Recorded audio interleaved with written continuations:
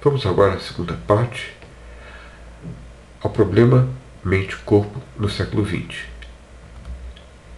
A primeira forma importante de fisicalismo a predominar foi o behaviorismo analítico, defendido nas décadas de 30 e 40, pelos autores do Círculo de Viena e por Gilbert Ryle.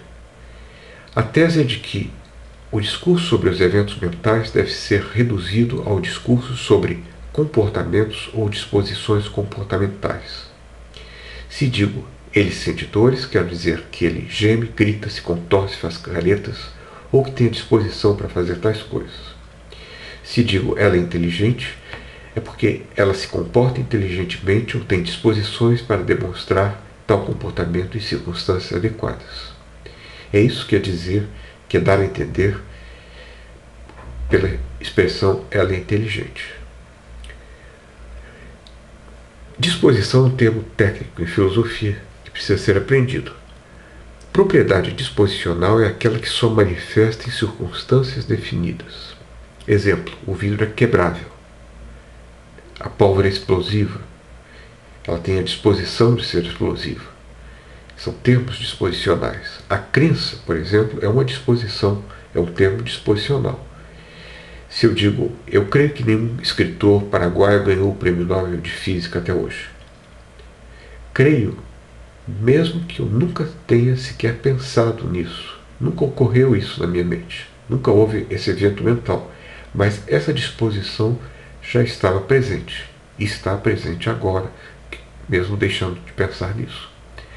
O behaviorismo analítico, reduzindo estados mentais a disposições comportamentais, se livra da res cogitans, mas isso a um preço também demasiado caro.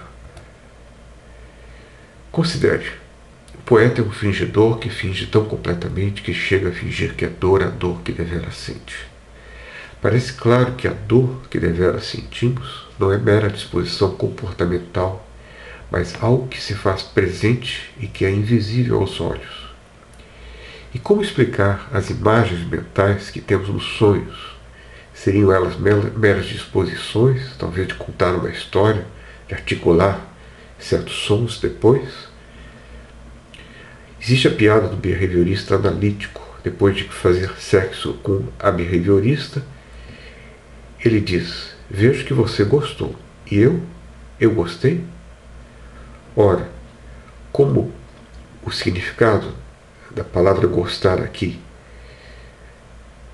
depende ou é redutível a comportamento, e o comportamento do outro é mais acessível do que o próprio comportamento, essa frase faz sentido para o behaviorista, embora seja, obviamente, ridícula. A saída do pântano behaviorista é mostrada quando consideramos o termo disposição. O vidro é quebrável, é pólvora explosiva devido a suas propriedades moleculares, propriedades da microestrutura da pólvora e do vidro. Ora, se é assim, então a crença, a dor, os estados mentais também devem, se eles são disposições, eles podem ser explicados por algo intrínseco a eles, que nada mais devem ser do que os estados cerebrais. Assim, no final das contas, a crença e a dor são estados cerebrais. Mas ao admitirmos isso, já deixamos o behaviorismo. Na década de 50, Place e Smart introduziram a assim chamada teoria da identidade de tipo, algo diferente do behaviorismo, a chamada Type-Type Identity Theory. A tese é de que tipos de estados mentais são idênticos a tipos de estados cerebrais. Ela faz uso da distinção type-token de Charles Peirce. O token é a ocorrência de algo. O type é o que é comum às diferentes ocorrências de algo. Por exemplo, uma rosa é uma rosa é uma rosa. Assim disse Gertrude Stein. Quantas palavras tem essa frase? Pode ser que tenha 8. mas pode ser que tenha 3. Na verdade, ela tem 8 e 3, porque ela tem 8 tokens de palavra, 8 ocorrências e apenas 3 types de palavras, 3 tipos de palavra. Uma, rosa e é. A inspiração para a teoria da identidade é proveniente da física. Água é o mesmo que H2O, gênio é o mesmo que segmento de DNA, calor é o mesmo que energia cinética, luz são ondas eletromagnéticas. Ora, por que não eventos e estados mentais, ou tipos de eventos, types de eventos e estados mentais, porque não seriam types idênticos a types de eventos, estados neurocerebrais. A teoria da identidade aposta que uma futura ciência do cérebro permitirá identificarmos tipos de estados mentais, como sensações, emoções, desejos, crenças, com estados cerebrais. Exemplo, dor talvez seja descarga das fibras C.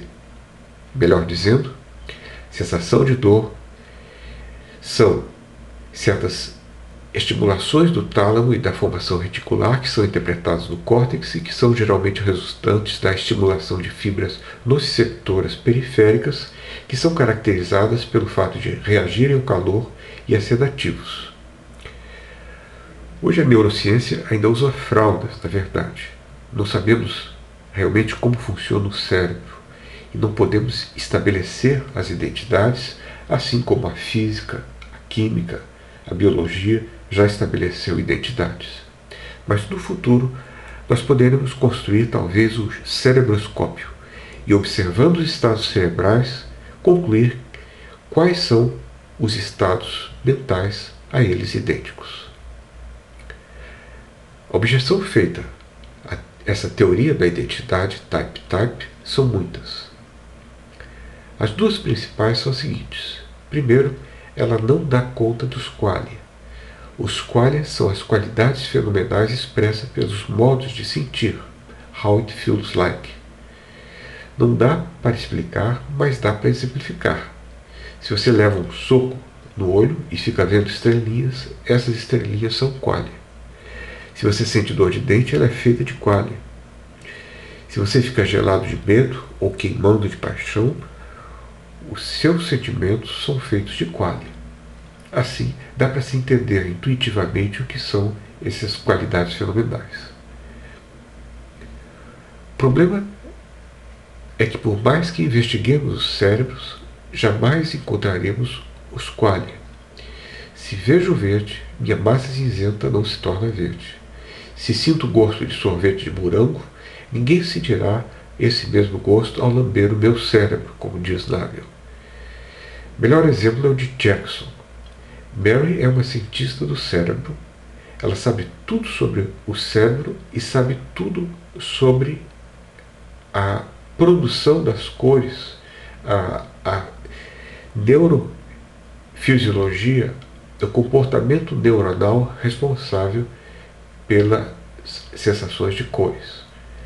Mas ela sempre viveu fechada em um quarto sem cores. Ela nunca viu nada colorido. Sua TV é em preto e branco. Quando a Mary é trazida para o nosso mundo colorido, ela aprende algo sobre as cores que não sabia antes. Ela aprenderá o que são cores. Aprenderá os qualia. Mas então aprenderá algo que está além daquilo que pode ser obtido em terceira pessoa por experimentos acerca do cérebro.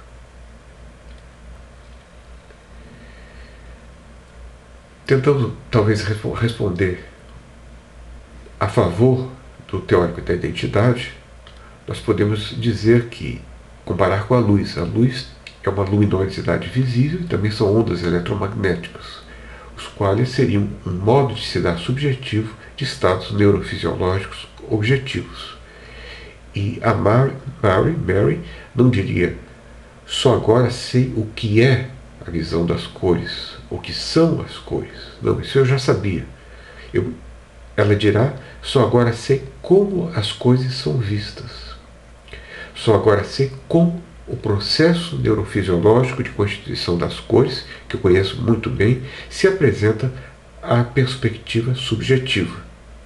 Assim, a Mary tem um novo modo de acesso ao mesmo objeto, que são as cores, mas nada mais é acrescentado ao objeto em si mesmo. Acredite quem quiser acreditar. O problema é que, por mais que investiguemos o cérebro, jamais... Bom, isso eu já considerei.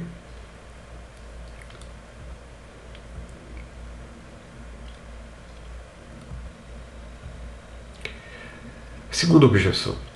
A objeção da múltipla realizabilidade, de Putnam. Considere, por exemplo, a dor. Nos seres humanos, ela se realiza, digamos, pela descarga de fibra C. E no polvo, que é um molusco e não tem fibra C, como é que é? E como seria no cérebro de silício de um androide do século 22? E como seria no cérebro de líquido verde dos habitantes de Alfa Centauro? Ora, se assim, então a realização física desse estado mental, desse type, é múltipla. Não há como encontrar uma identidade type para esses casos. O resultado é que, se for assim, só nós podemos sentir dor, pensa Putnam. Mas isso é um chauvinismo da espécie humana. Não pode ser assim. É possível responder que podemos dar uma especificação suficientemente abstrata para os estados mentais fenomenais. Se definimos a dor como certos estímulos de certos centros paleocorticais, geralmente resultantes do estímulo de células nociceptoras, parece que podemos incluir a dor dos polvos que as possuem. Quanto à dor dos androides do futuro e do cérebro de líquido verde dos alienígenas, essas certamente não existem. Isso é mera ficção. Isso quer dizer da realização neurofisiológica de estados cognitivos, de pensamentos, como na frase "hoje é sábado". Aqui parece que a objeção da múltipla realizabilidade se aplica. Quando você pensa "hoje é sábado", certamente algo diferente do que eu penso ocorre no seu cérebro, e quando eu penso "hoje é sábado" agora, pode ser muito bem algo diferente no cérebro daquilo que ocorreu há anos atrás, quando eu pensei a mesma coisa. A última e mais discutida posição é a do funcionalismo. A ideia básica do funcionalismo é a seguinte: há coisas que se definem pela sua estrutura material, um grão de areia ou uma montanha, e há coisas que se definem por sua função, como guarda florestal, armadilha para pegar passarinhos, etc. Para essas últimas, o material praticamente não importa. O mesmo acontece com o mental. A tese é de que o mental é um tipo de coisa que se define por sua função. A mente não se define pelo que ela é, mas pelo que ela faz. Segundo Armstrong, se vejo nuvens escuras, C1, isso é o input, eu concluo pela crença C2 que vai chover, estado interno, que me conduz à crença C3 de que devo tirar as roupas do varal, e a C4 de que devo pegar guarda-chuva ao sair, que me conduzem às ações correspondentes C5 e C6, que são outputs comportamentais, como está no esquema. A crença de que vai chover se explica através de semelhantes relações funcionais entre inputs, estados internos, e outputs. Isso lembra o behaviorismo, apenas que inclui estados mentais. Uma forma impressionante, alternativa a essa, de funcionalismo foi proposta por Putnam. É o chamado funcionalismo da máquina. Ele parte de uma analogia entre cérebros e computadores. O computador tem um software e um hardware. O software é o programa e o hardware é o sistema material. A tese é a de que a mente é um software e o cérebro é um hardware, e a mente é o software do cérebro. Ela está para o cérebro como um software para o hardware, como um programa para o sistema material. Uma consequência agradável de pensarmos assim é que o ser humano pode ser desemburrecido.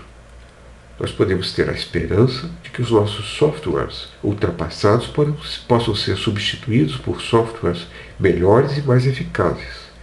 Einstein descobriu a relatividade porque tinha o software certo para a coisa. Você não precisa sofrer, então, com as suas limitações. A menos, é claro, que o seu hardware seja tão limitado que não comporte softwares mais complexos. Mal comparando, se você tem um Windows 1.0 na cabeça, não adianta tentar enfiar nela o software do Windows 8. Além disso, segundo alguns teóricos, se você quiser continuar existindo após a morte, basta colocar o software de sua mente, você o implementa em um disco rígido e poderá viver, depois implementado, eternamente em um programa de um supercomputador. Mas há problemas. O que fazer com os qualia? Eles parecem depender intrinsecamente da biologia. E o problema colocado por Ned Block foi o do grande cérebro da China. Ele imagina que a China resolva fazer um experimento. Por meia hora cada chinês funcionará como um neurônio, seguindo as instruções de uma tabela que farão, no final, apertando botões, o robô funcionar como uma mente humana. Para o funcionalismo isso parece possível. A China se constituiu aqui num grande cérebro desse robô. É assim, parece assim, deveria ser assim, pois o que importa é a função e não o material. Mas essa ideia é obviamente absurda. A biologia é o que está faltando aqui.